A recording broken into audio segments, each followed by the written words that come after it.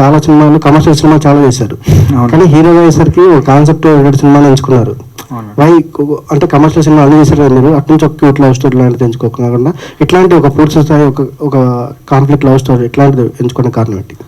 అంటే మారుతున్న జనాల థాట్ ప్రాసెస్ కానీ, లేకపోతే జనాలకి ఇప్పుడు సినిమాల పట్ల ఉన్న అవగాహన కానీ, వాళ్ళ టేస్ట్లు కానీ. సో ఐ థింక్ ఇప్పుడు వాళ్ళతో పాటు నేను కూడా, అంటే నా టేస్ట్లు, నా థాట్ ప్రాసెస్లు కూడా మారాయి. సో నాకు కూడా ఏంటంటే ఒక కొత్త కథ చెప్తేనే చాలా ఇంట్రెస్టింగ్గా ఉంటుంది నాకు వినడానికి. రెగ్యులర్గా అంటే మన ఫేవరెట్ హీరో కోసం మనం వెళ్ళి చూసేస్తాం సినిమా, ఓకేలే ఆయన ఏం చేసినా నడుస్తుందిలే అని చెప్పి మనం వెళ్ళి చూసేస్తాం.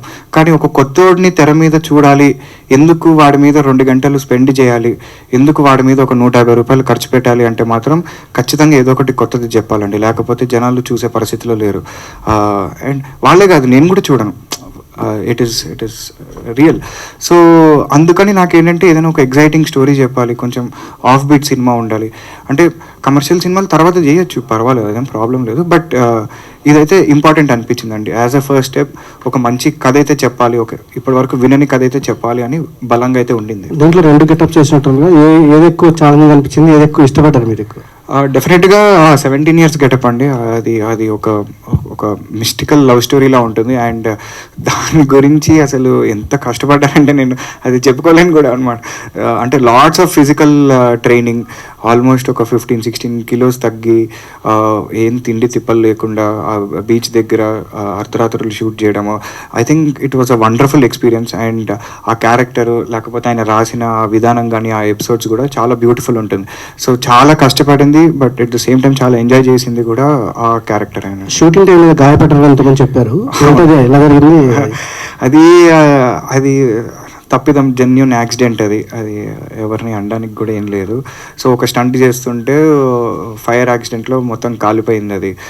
అండ్ నిజంగా చెప్పాలి అంటే దాని గురించి ఎక్కువ ఆలోచించానండి నేను యాక్చువల్గా, ఎందుకంటే ఐఎమ్ ఓవర్ దట్. అవన్నీ దాటుకుని వచ్చాను నేను లైఫ్లో. సో నాకు మళ్ళీ దాన్ని గుర్తు చేసుకుని బాధపడాలని లేదు, ఎందుకంటే అది మన చాయిస్, అది గుర్తుపెట్టుకోవాలా వద్దని. సో నా చాయిస్ దాన్ని గుర్తుపెట్టుకోకపోవడమే. సో నాకేంటి అంటే అదంతా జరిగిపోయింది, బట్ ఇప్పుడు దీని నుంచి ఎలా రికవర్ అవ్వాలి, ఏంటి మనకి మోటివేషన్ అనేది మాత్రమే ఆ టైంలో important. Okay, all the best sir. Thank you so much sir. Producer గారు, ఇప్పుడు వస్తున్న సినిమాలను డిఫరెంట్గా ఉంటూ చేసుకెళ్తున్నారు. హలో. సో ప్రొడ్యూసర్ కొత్తగా ఎంటర్ అయినప్పుడు ఒక కమర్షియల్ హీరోని, లవ్ బేస్డ్ సినిమాని ఇక్కడ యాక్సెప్ట్ చేస్తుంటారు. సో ఈ సబ్జెక్ట్ మీకు ఎలా నచ్చింది, ఏ పాయింట్ మీద మీరు కమర్షియల్గా ఆలోచించారు? ఈ సబ్జెక్ట్ నాకు ప్రసన్న గారు చెప్పినప్పుడు చాలా బాగా నచ్చిందండి. చాలా డిఫరెంట్గా ఉంది సబ్జెక్టు. ఈ నిద్రపోయినప్పుడు ఏం జరగటం, దాని గురించి పూర్తిగా మాకు వివరించారు. ఇది కూడా మొత్తం మంచి లవ్ స్టోరీ ఉంది, మంచి యాక్షన్ స్టోరీ ఉంది, మంచి మ్యూజిక్ అనూప్ గారు ఇస్తున్నారు. మన ఆనంద్ కూడా ఈ సినిమా బాగా ప్లస్ పాయింట్ అయితే. యాక్చువల్గా నేను ఈ సినిమా మెయిన్ చేయడానికి ఫస్ట్ రీజన్ ఆనంద్. చిన్నప్పటి నుంచి ఆనంద్ సినిమాలు మనం చూస్తున్నాము. ఇతనికి మంచి లైఫ్ ఉండాలి, ఇతను గ్యారంటీగా ఫస్ట్ సినిమా కాన్సన్ట్రేషన్ చేస్తాడు, ప్రాణం పెట్టి చేస్తాడు అన్న హోప్ నాకు కలిగింది. నేను యాక్చువల్ చేయడానికి main reason Anand first. Okay, thank you. Anand గారు,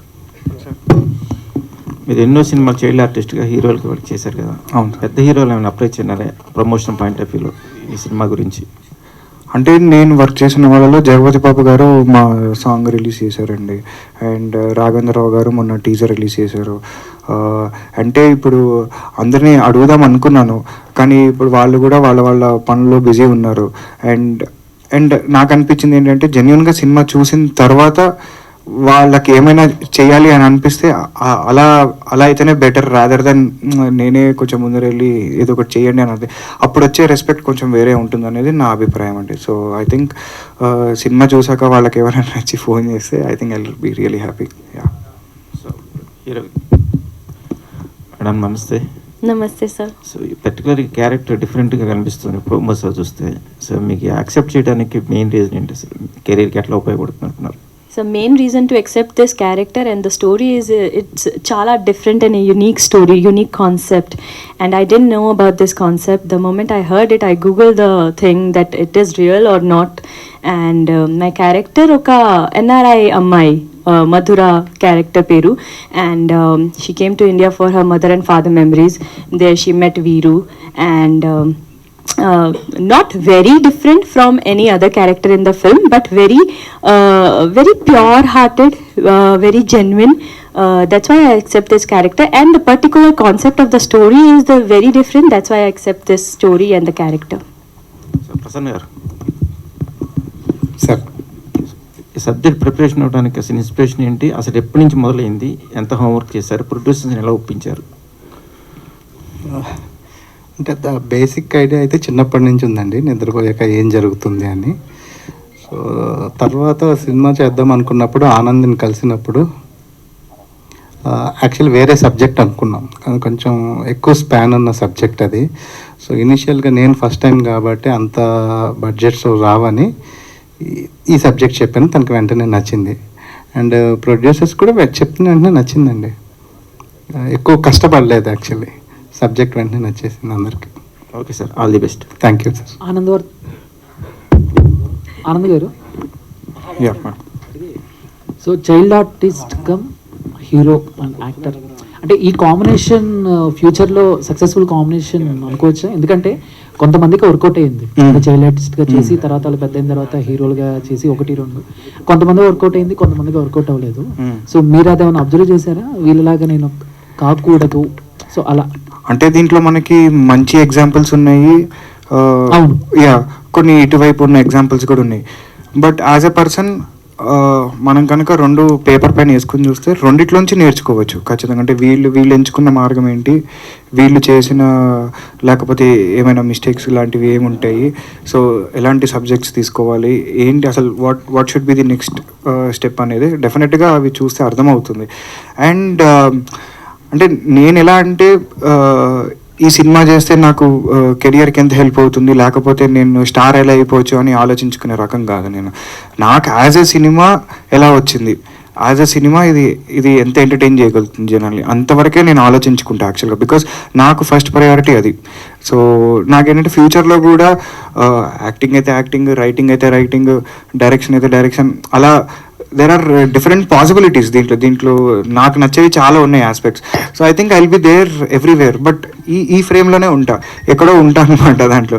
సో నాకు పర్టికల్గా ఇదే చేయాలి అదే చేయాలి అని అలాంటి పట్టింపులు ఏం లేవు నాకు యాక్చువల్లీ. లైక్ అంటే కొంతమంది యాక్టర్స్ని అంటే పేరు చెప్పంగానే టక్కున గుర్తుపట్టలేకపోయినా ముందు వాళ్ళు చేసిన సినిమా పేరు యాడ్ చేస్తే గుర్తుపడతారు. సో ఇప్పుడు ప్రెసెంట్ ఉన్న సిచ్యువేషన్స్ లో ఇప్పుడు మీడియా పీపుల్స్ కి మీరు అందరూ తెలుసు, కానీ బట్ బయట జనాలకి గొప్పని ఆనందవర్ధన్ అంటే ఆలోచించే పరిస్థితులు ఉన్నప్పుడు మనసంతా నువ్వే, సూర్యవంశం లాంటి సినిమాలు చేస్తే, బట్ నిద్రించి జహాపన తర్వాత అది చేంజ్ అవుతుందా? మేబీ అలా గుర్తుపట్టినప్పుడు మీరు ఎలా ఫీల్ అవుతారు?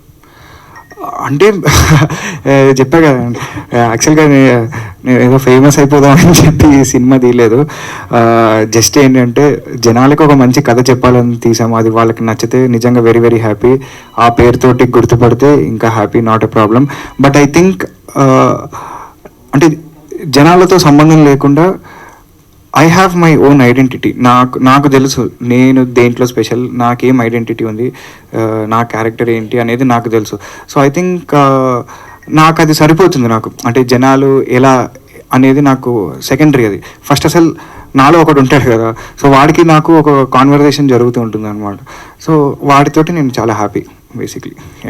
డైరెక్టర్ గారు,